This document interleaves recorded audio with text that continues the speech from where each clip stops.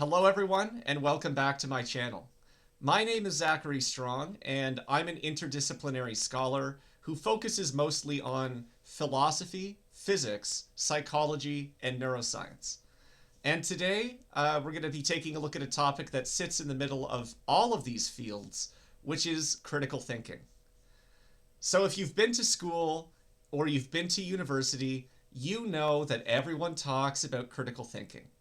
Oh, we're educating the next generation of minds. We're teaching people to be critical thinkers, and we're teaching people to be lifelong learners, and all of that stuff that educators say. But the problem is that when you look around the world, critical thinking does not seem to be as plentiful as we would hope. Given our investment in education and so on, we just aren't seeing the level of critical thinking that we would want to. And so for me, as someone who studies psychology and neuroscience, I'm obviously concerned about why. Why is critical thinking not as prevalent as we would expect in people who went to school or university? Like, what is going on here? Okay. Now, interestingly, I'll start off by sharing just one of my references. Okay, it's called A New Method for Assessing Critical Thinking in the Classroom. If you Google this on Google Scholar, you'll be able to get the paper. It's available through ResearchGate.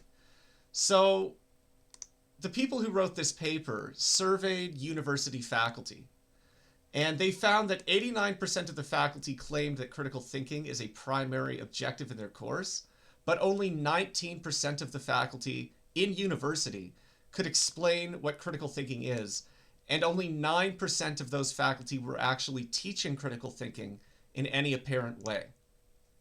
Okay? This is catastrophic.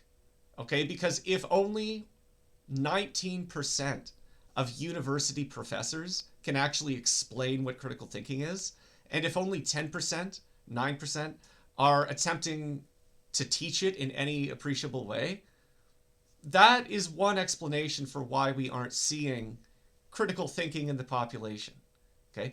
However, as I've studied this stuff very deeply, I came to some realizations.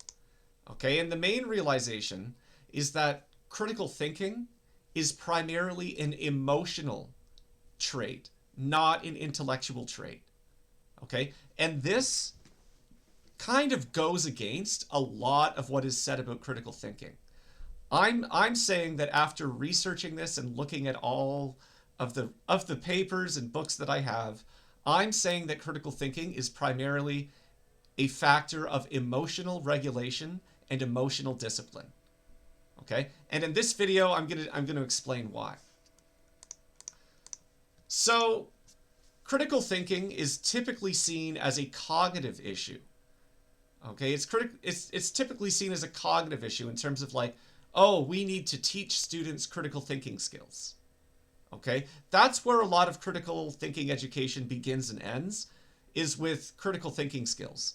Like, oh, don't use this fallacy, don't use that fallacy, right? Like, it's primarily seen as a cognitive thing. Now, when you dive a little bit deeper into this, critical thinking can also be seen as a character issue. Okay? Like, some of the people who really put in effort to educate critical thinking and to teach it, they talk about intellectual virtues. Okay? And I've got a paper about that on my website.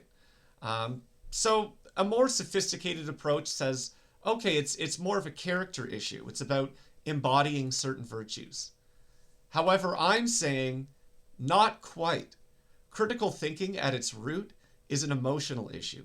It's not a cognitive issue. It's not necessarily a character issue. It's an emotional issue.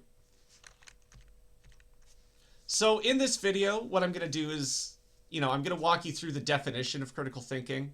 I'm going to walk you through critical thinking and terror management, which comes from psychology. We'll cover cognitive dissonance. We'll also explore some common critical thinking errors from the perspective of an emotional issue. And we'll also talk about some solutions.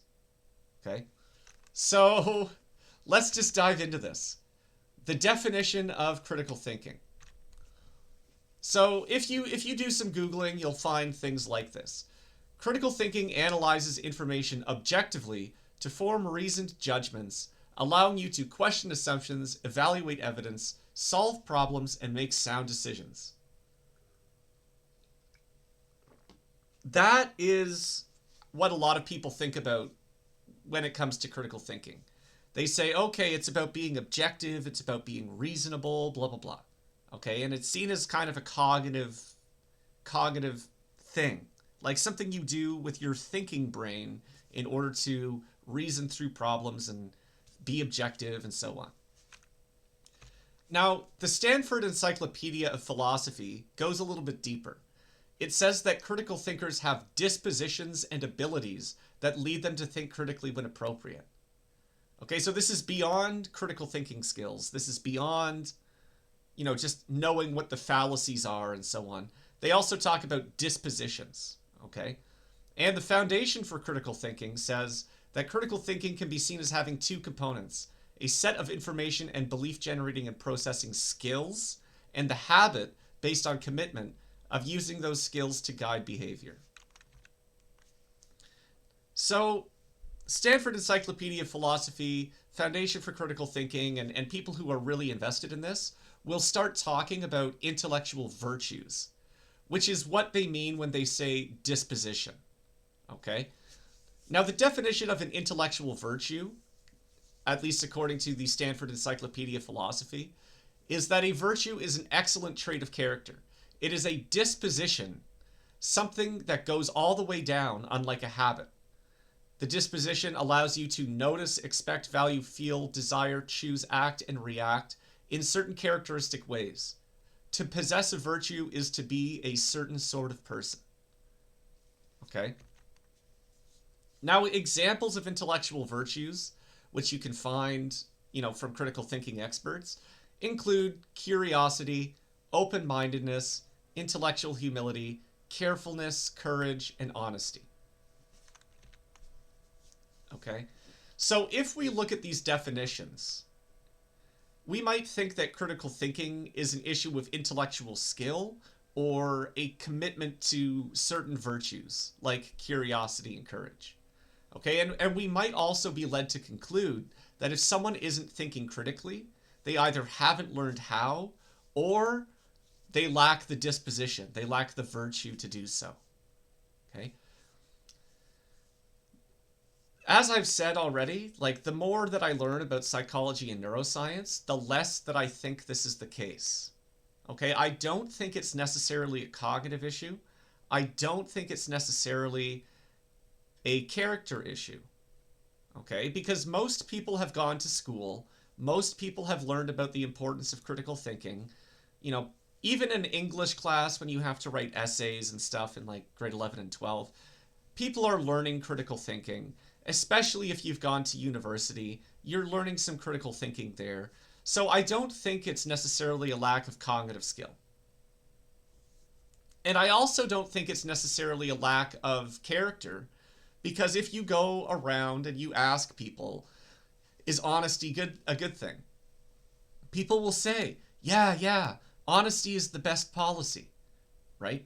Or is it better to be curious or is it better to be closed-minded? Everyone will agree, yeah, you should be curious, right? So we all have buy-in on the intellectual virtues, okay? I could go downtown. Downtown is this way for me. I can go downtown and find people who might have a grade 7 or 8 level of literacy. I can talk to them about intellectual virtues, and they will agree, okay? So it's not an issue of not having buy-in on intellectual virtues. It's not necessarily an issue of lack of cognitive skill or cognitive ability. So what is it, right? What is it? Why is it that critical thinking is so hard to come by? Okay. Now this is where I'm going to dive into a little bit of psychology. I'm going to talk about critical thinking and emotions, specifically terror or fear. Okay. So there's a branch of psychology called terror management theory. It's a social and evolutionary psychology theory which proposes that psychological conflict, there's a fundamental psychological conflict which comes from like knowing that we're going to die. Okay? Basically, knowing that you're going to die one day creates what they call terror. Okay? Like a deep-rooted sense of, fear of death and so on. And so terror management theory says that this fear of death is managed through cultural beliefs that offer significant and enduring forms of meaning. Okay, so essentially what terror management theory says is that people will attach themselves to certain worldviews, they'll attach themselves to certain causes or social groups in the hope that their contribution will live on. Okay? Essentially what terror management theory says is that people manage their fear of death through building a legacy. Okay, it's legacy building behavior. Now, interestingly, when you dive into the literature, you find that individuals who are reminded of death, coalitional challenges, or feelings of uncertainty display exaggerated preferences for affirmations and against criticisms of their cultural in-groups. Okay? And essentially what they're saying here is that when people's worldview is threatened, okay, they kind of double down on what they've already attached to. Okay, so under stress, people will cling to whatever worldview they have.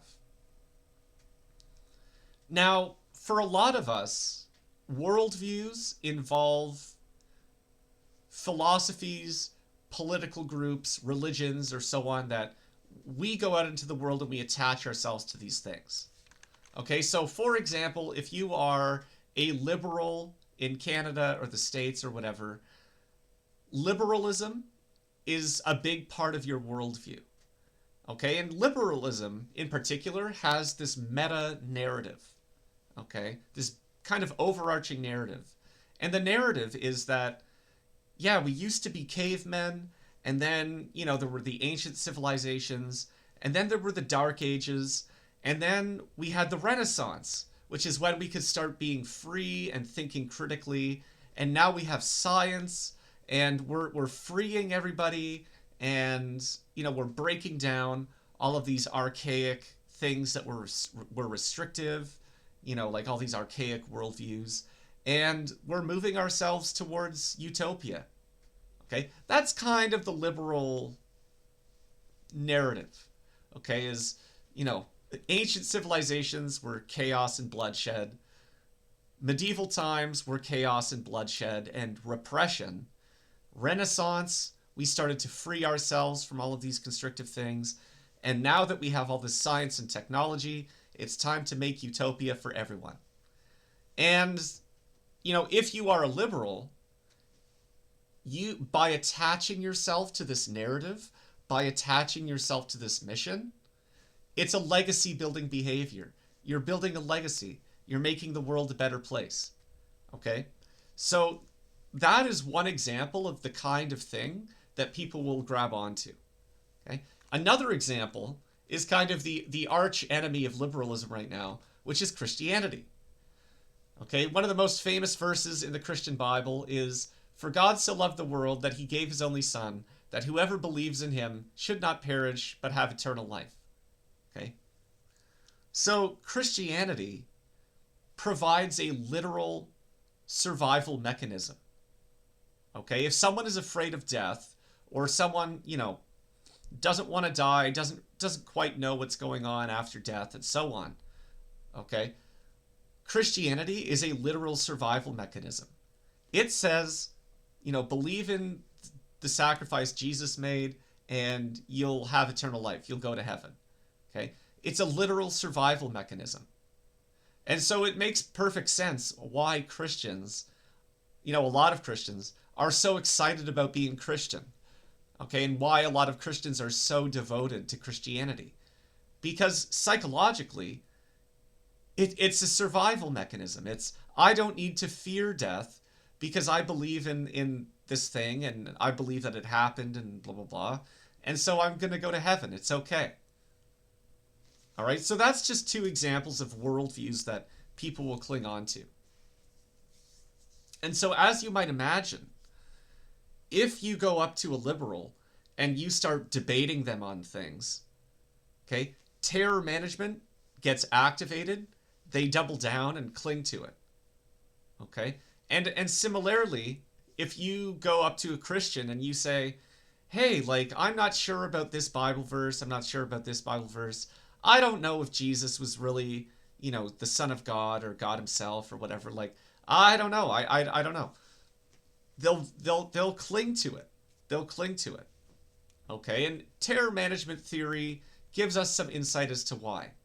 Because the worldview that someone has is not only a survival mechanism that they use to navigate the world, okay?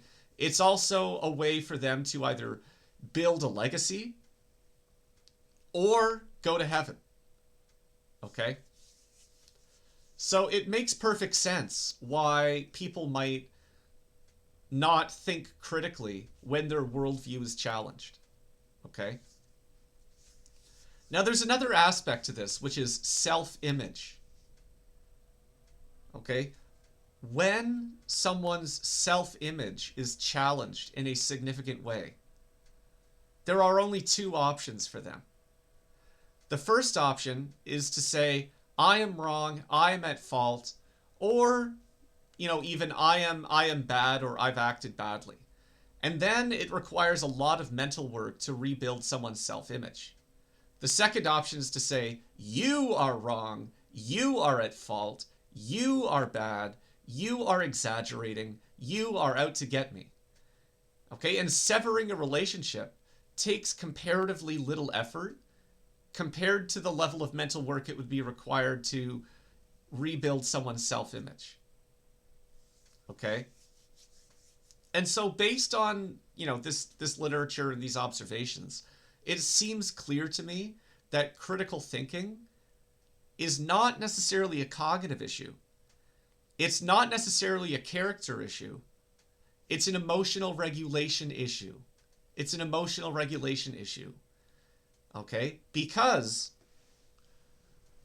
in order to think critically, when you're under stress, when your worldview is threatened, when your self-image is threatened, in order to think critically, you have to be able to manage emotions, specifically fear and shame.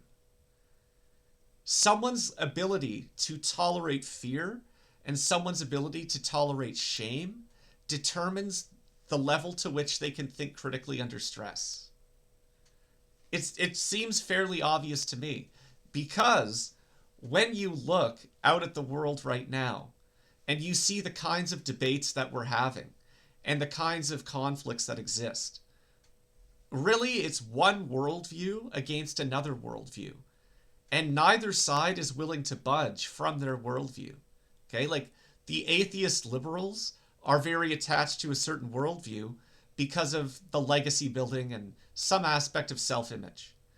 And the conservative Christians who oppose the liberals are very, very attached to their worldview for obvious reasons. Okay? And neither side is able to think critically. Okay? And both sides are kind of bent out of shape right now. And why? Because their fundamental worldview is being threatened. Their self-image, to some extent, is threatened. Okay? They're not able to think critically. Neither side can really think critically and soberly because the emotional stakes are too high. The emotional stakes are too high. There's too much fear and too much shame. Okay? Now, what I'm going to do is move into cognitive dissonance, the phenomenon of cognitive dissonance. Okay, so a lot of people are probably aware of what this is. Basically, cognitive dissonance is the mental discomfort that results from holding two conflicting beliefs, values, or attitudes. Okay, the inconsistencies motivates people to engage in actions that will help minimize feelings of discomfort. People attempt to relieve this tension in different ways, such as rejecting, explaining away, or avoiding new information. Okay? Here, we see a subtle acknowledgement that cognitive dissonance and a lack of critical thinking is an emotional issue. Okay? Because it says in the definition here minimize feelings of discomfort, specifically fear and shame. Okay? When someone is up against sufficient levels of fear, they are not able to think critically anymore. When someone is dealing with sufficient levels of shame, they are not able to think critically anymore. Okay? Brain activity shifts from the prefrontal cortex, which is, critical thinking. It shifts from that to the amygdala, which is threat processing. Okay? When someone moves from thinking critically to managing a threat, they are no longer thinking critically. They are emotionally unable to think critically. Okay? Now I'll give you an example of this. So I'm Canadian, and a few years ago there was a protest in Ottawa. You might have heard of the trucker convoy. But basically, truckers did not want to take the vaccine. They formed the longest convoy ever in history, and they all parked their trucks outside of the Parliament building in Ottawa. Okay? And as I'm sure many people are aware, the federal government under Justin Trudeau declared a national emergency. Instead of sitting with the truckers and talking with them, they declared a national emergency, deployed police and military, and violently crushed the protests. Okay? On top of many other, aspects of violence, which I witnessed personally, an Indigenous woman was run over by a horse and had some of her bones broken. Okay? They ran over an Indigenous grandma.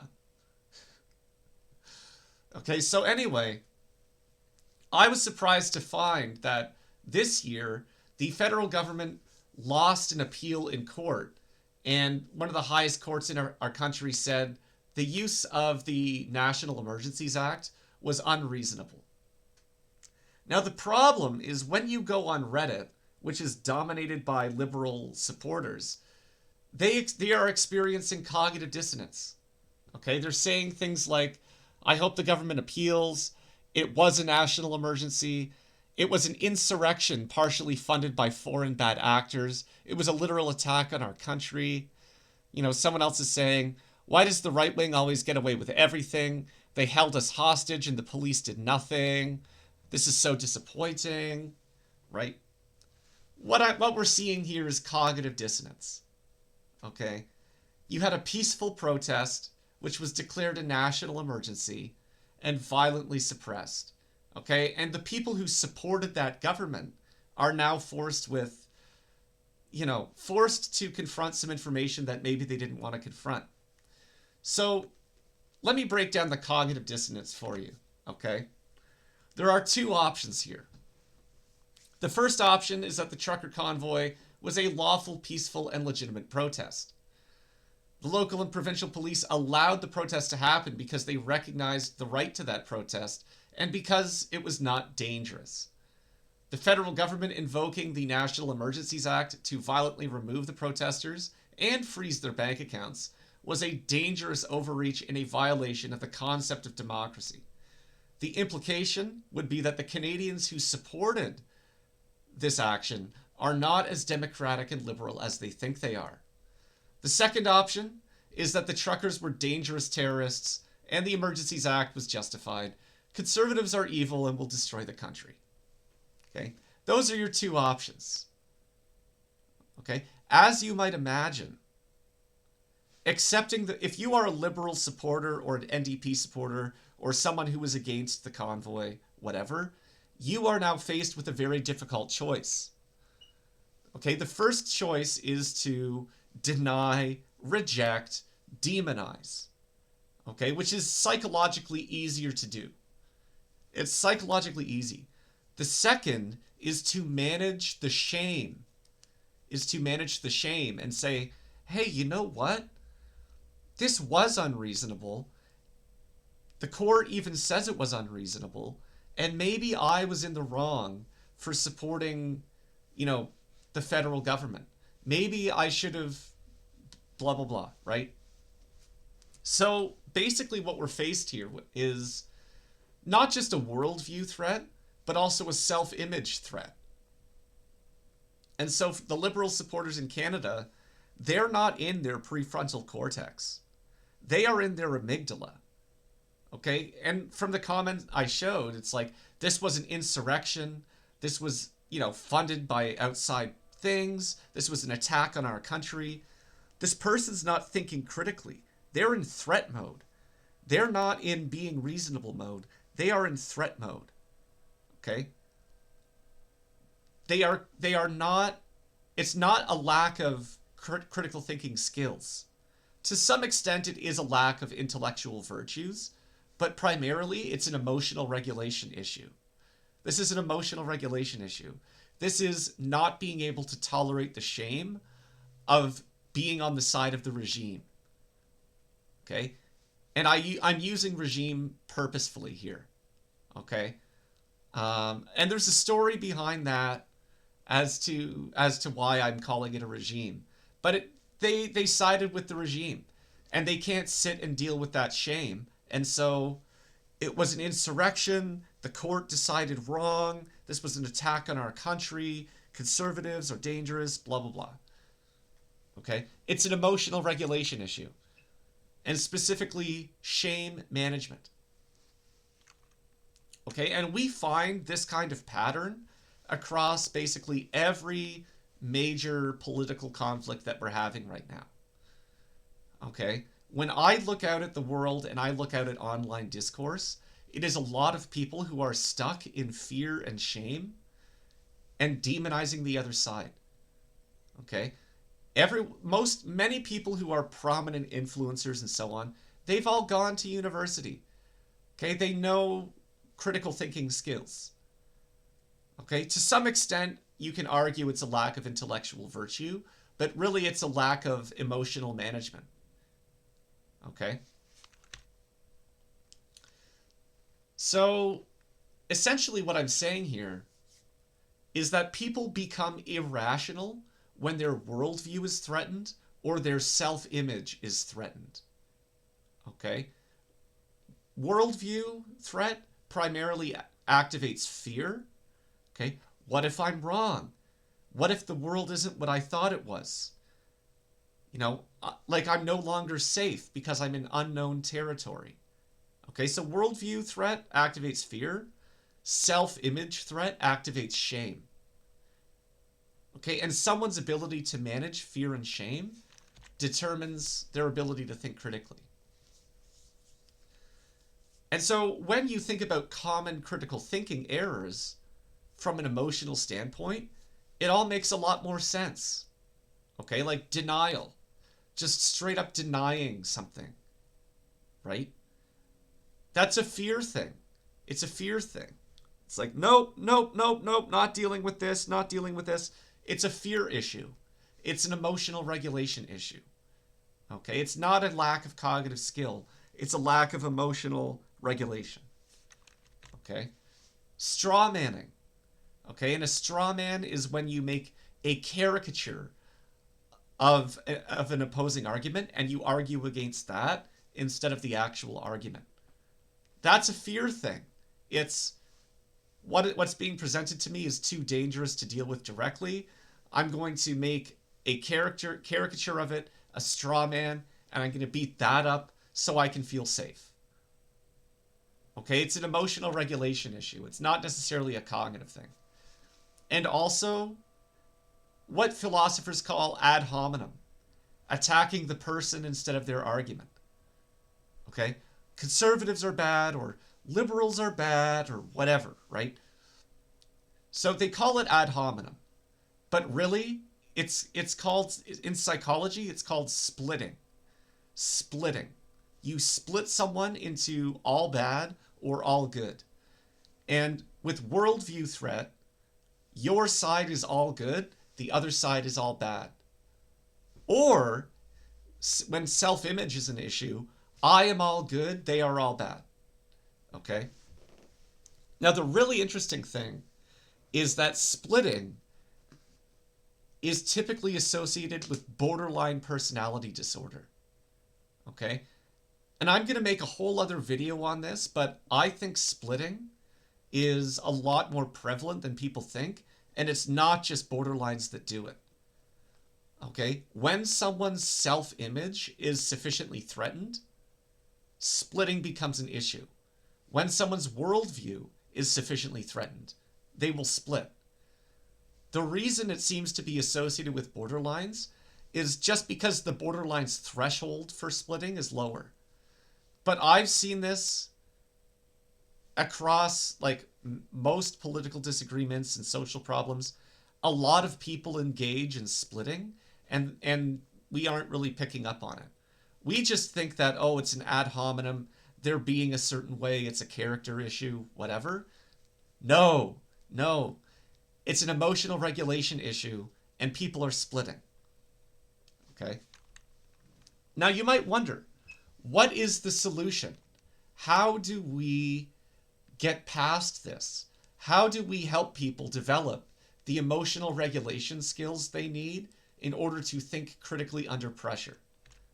Okay, so I've got a couple of solutions. One of them is reframing your identity. Okay, so identifying with a certain worldview is a weak position. Okay, I am a Christian. I am a liberal. I follow this kind of philosophy. That is a weak position. It is a weak position. Okay, because your identity becomes external to you. It's no longer quite your identity. You're grabbing something from out in the world and clinging to it, sometimes at all costs. Okay, so that's a weak position. A stronger position is to identify with the process of discovering truth, seeing many perspectives and learning from them all. Every time I discover I'm wrong, I get stronger and wiser. If that becomes your identity, worldview threat becomes less of an issue. Okay, and the identity also implies constant growth and so on, which means that if things come in that force you to rethink who you are or who you think you are, it's not so threatening. Okay, so reframing your identity, okay, which takes some inner work, is one way to do that. Now, based on what I've talked about here, I've actually developed a second solution of my own. And this is a guided journal called Thinking with Integrity. Now, essentially, what I've done with this journal is I'm teaching some critical thinking skills. So I'm teaching some skills and I'm teaching some virtues. But really what I'm doing is I've designed a journal that helps people reframe their identity in such a way that they'll be able to manage emotions better. Okay, so guided journals, I've got a video about this on my website, but they're actually a very powerful tool because with a guided journal, I can take somebody on a certain kind of mental journey, open up new areas of their mind, and I can do so in a scalable and affordable way. Okay? If I wanted to teach a course on critical thinking at the university, it would cost like $2,000 a student. Okay, but with a guided journal, I could do it for $20. Okay, so this guided journal is available on Amazon. Link is in the description. And I'm excited to bring this kind of stuff to the world because, as I've mentioned, we've all gone to school, we've all learned about fallacies and those kinds of things. We all agree on virtues like honesty, curiosity, and so on. Like, we're all in agreement here. The problem is in emotional regulation. The problem is in emotional regulation. Are you able to withstand having your entire worldview blown apart? Which sometimes is the case, right? Are you able to withstand your entire worldview be blown apart? Are you able to withstand your self-image being shattered and realizing that you're not who you thought you were or whatever? Though that is what critical thinking requires. Okay, and particularly critical thinking under stress.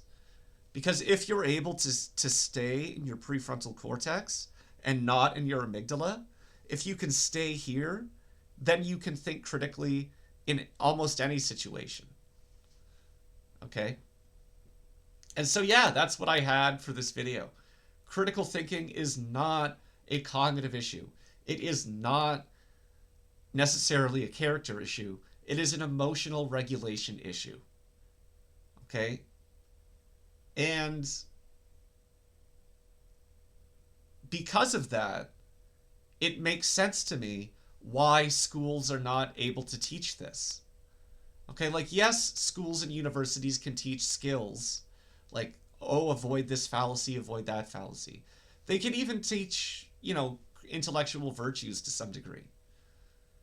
But what schools aren't really set up to teach is emotional regulation.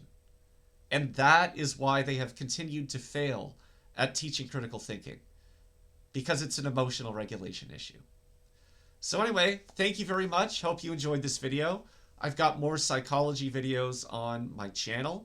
And, as I mentioned, Thinking with Integrity is now available on Amazon for $20 US. So, yeah, thank you very much, and I hope to see you back on my channel soon.